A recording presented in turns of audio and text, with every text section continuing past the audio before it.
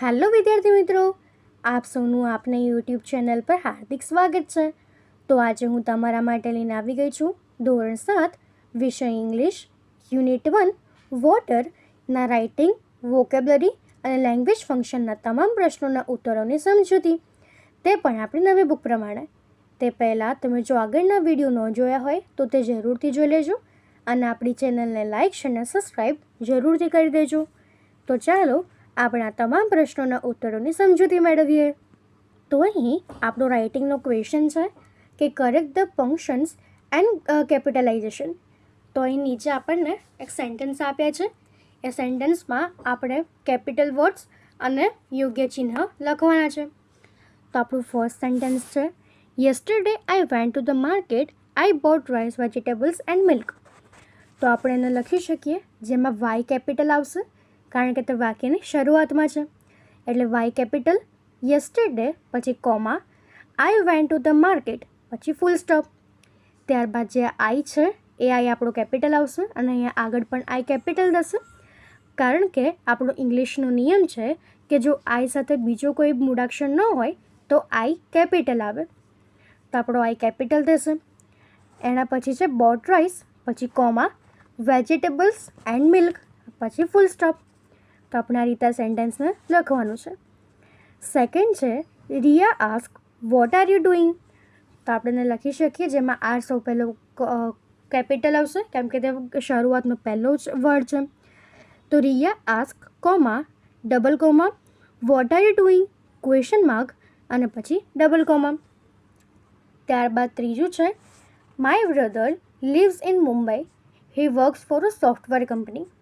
તો અહીંયા જે માયમાં એમ છે કેપિટલ આવશે, my brother lives in Mumbai full stop, he એમાં H capital, works for a software company full stop.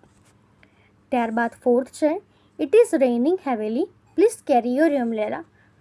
તો અહીં ઇટમાં I capital, it is raining heavily full stop, પ્લીઝમાં P capital, carry your umbrella અને પછી full stop. ત્યારબાદ હવે આપણું ફિફ્થ છે કે oh no I forgot to bring my notebook. તો અહીં ઓમાં ઓ કેપિટલ આવશે પછી કોમા, પછી આઈમાં I capital, forgot to bring my notebook પછી ફૂલ સ્ટોપ। તો આપણે આ પ્રમાણે આ સેન્ટેન્સને બનાવી શકીએ છીએ। તો હવે એના પછી આપણે લેંગ્વેજ ફંક્શનમાં આપણું ફર્સ્ટ ક્વેશ્ચન છે કે filling the blanks using the correct option. એ નીચે આપણને કેટલીક ખાલી જગ્યાઓ આપી છે, આ બ્રેકેટમાં કેટલાક વર્ડ્સ છે, તે ઓપ્શન્સમાં સાચો ઓપ્શન આપણે ટીક કરીને આ નીચે ખાલી જગ્યા પૂરવાની છે। તો એમાં આપણને ફર્સ્ટ આપ્યું છે, she is tired blank, she finished all her homework. તો આપણે યુઝ કરીશું બટ, તો આપણું સેન્ટેન્સ થશે કે she is tired but she finished all her homework. Second છે, would you like tea blank coffee. તો આપણે યુઝ કરીશું ઓર, તો આપણું સેન્ટેન્સ થશે would you like tea or coffee. Third છે, he worked hard blank he pass the exam. તો આપણે યુઝ કરીશું સો, તો આપણું સેન્ટેન્સ બનશે he worked hard so he pass the exam. એના પછી ફોર્થ છે, I didn't go to school blank I was sick. તો આપણે યુઝ કરીશું બીકોઝ, તો આપણું સેન્ટેન્સ બનશે કે I didn't go to school because I was sick. Fifth છે, he took a streak blank started walking. તો આપણે યુઝ કરીશું એન્ડ, તો he took a streak and started walking. તો આપણે આ પ્રમાણે કન્જક્શનનો યુઝ કરીને આ સેન્ટેન્સને લખવાના છે। તો હવે એના પછીનો આપણો ક્વેશ્ચન બી છે કે match A with B and rewrite the sentences. આપણે આ એ અને બીને જોડવાના છે અને સેન્ટેન્સને ફરી લખવાના છે। તો અહીં આપણને એમાં સૌપ્રથમ આપ્યું છે કે I went to the market, તો એનો ઓપ્શન થશે C, and bought some books. તો આપણું સેન્ટેન્સ થશે I went to the market and bought some books. Second છે, I did not score well, તો એનો ઓપ્શન થશે એ, બટ આઈ એમ હેપી। તો આપણું સેન્ટેન્સ થશે કે I did not score well but I am happy.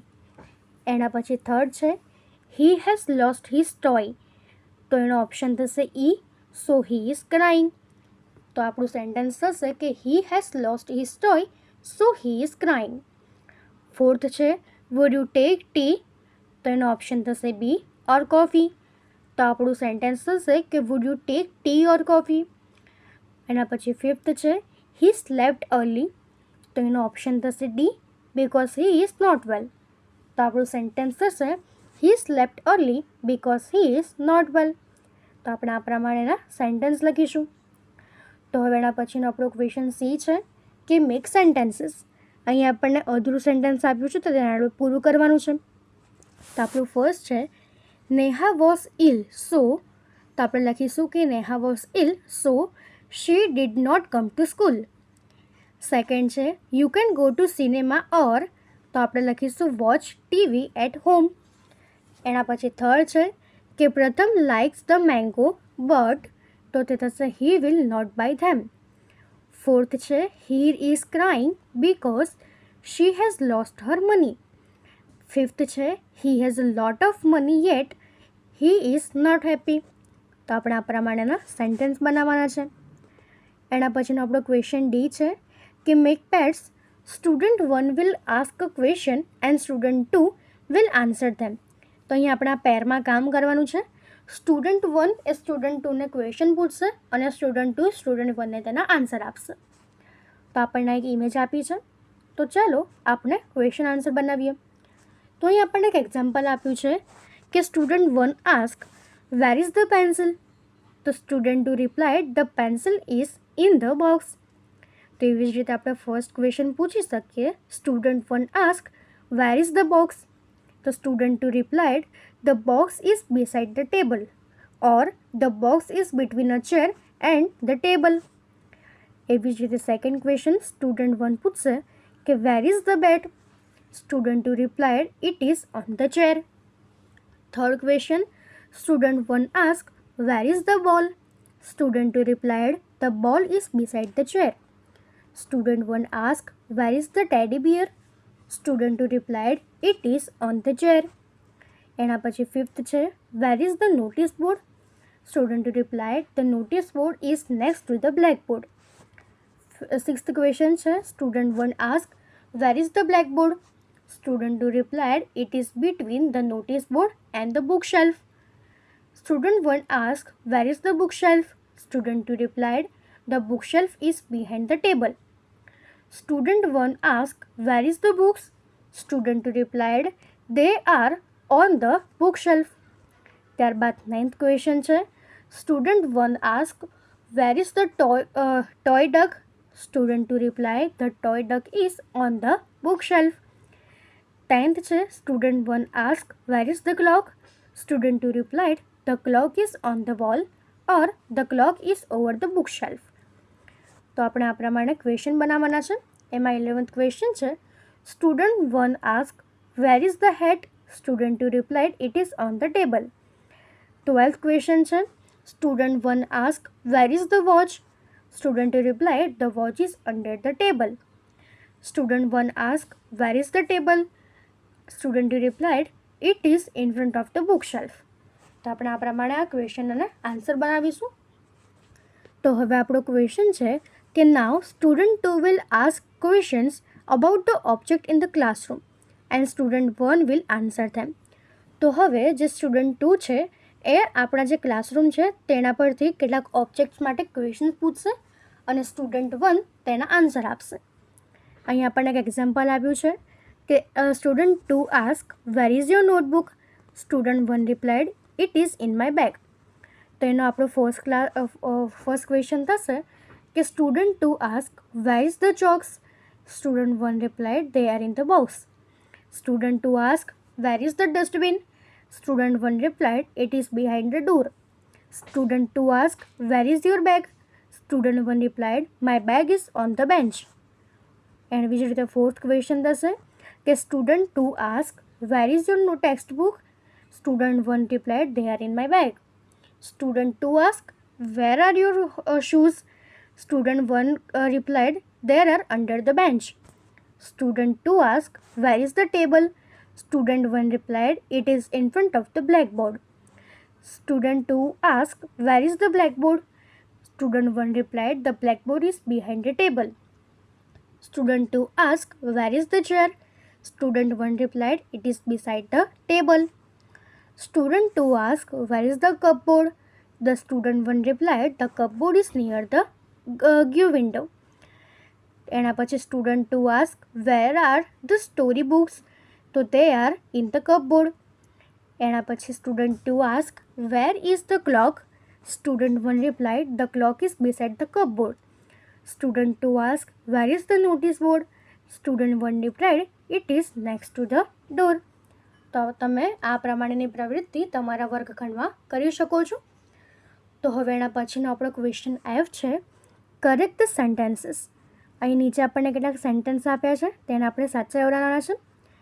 તો આપણું ફર્સ્ટ છે, my nose is in my eyes. તો અહીં ઇન નહીં આવે, એની જગ્યાએ બિટવીન આવશે. તો આપણું આન્સર થશે my nose is between my eyes. Second છે, my tooth are on my mouth. તો એ ઓન ના થાય, એ ઇન આવે. તો આપણું સેન્ટેન્સ બનશે my teeth are in my mouth. Third છે, આઈ એમ સિટિંગ ઓન ધ ફેન. તો આપણે અહીંયા ઓનની જગ્યાએ અંડર લખીશું. તો આપણું સેન્ટેન્સ બનશે આઈ એમ સિટિંગ અંડર ધ ફેન. ત્યારબાદ ફોર્થ છે, my friends are sitting in મી. તો અહીંયા ઇનની જગ્યાએ વિથ લખીશું. તો આપણું સેન્ટેન્સ બનશે my friends are sitting with me. Fifth છે, the man is sleeping over the tree.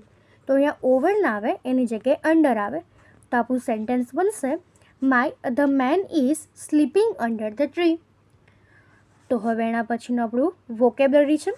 તો એમાં આપણું ફર્સ્ટ ક્વેશ્ચન છે, એમાં એ study the water bodies, arrange the words in order of smaller to bigger.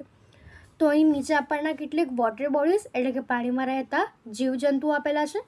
તો તેમને આપણે વાંચવાના છે અને તેને આપણે નાનાથી મોટામાં ઓર્ડરમાં એને અરેન્જ કરવાના છે. તો અહીંયા આપણને આપ્યું છે ocean, river, pound, lake, stream અને ફોલ. તો આપણે એને ગોઠવીશું. પાઉન્ડ જે સૌથી નાનું હોય, સ્ટ્રીમ એનાથી થોડું મોટું હોય, લેક એનાથી મોટું હોય, ફોલ એનાથી મોટો હોય, રિવર અને ઓશન. તો આ રીતે તમે લખી શકો છો. સેકન્ડ ક્વેશ્ચન છે, select the appropriate word from the bracket and write below the pictures. અહીં આપણને બ્રેકેટમાં કેટલાક વર્ડ્સ આપ્યા છે, તેમાંથી સાચો વર્ડ લઈને આ જે કેટલાક પિક્ચર્સ આપ્યા છે એના નીચે લખવાના છે. તો આપણે ફર્સ્ટ પિક્ચરને જોઈને લખી શકીએ છીએ કે ફ્લડ આવ્યું છે. સેકન્ડમાં ડ્રોપ છે એટલે કે દુકાળ છે. પહેલામાં પૂર છે. તો એના પછી છે કે ડોમેસ્ટિક એનિમલ, વાઇલ્ડ એનિમલ અને વોટર એનિમલ. તો જો આપણે લખીએ તો ડોમેસ્ટિકમાં થશે cow, elephant, goat, dog, cat, buffalo, horse અને શીપ. એટલે કે જે આપણી આસપાસ જઈએ પૃથ્વી પર રહેતા હોય તેવા પ્રાણીઓ. ત્યારબાદ વાઇલ્ડ એનિમલ જે જંગલોમાં રહેતા હોય. તો લાયન, ડિયર, ટાઈગર, બિયર અને મંકી.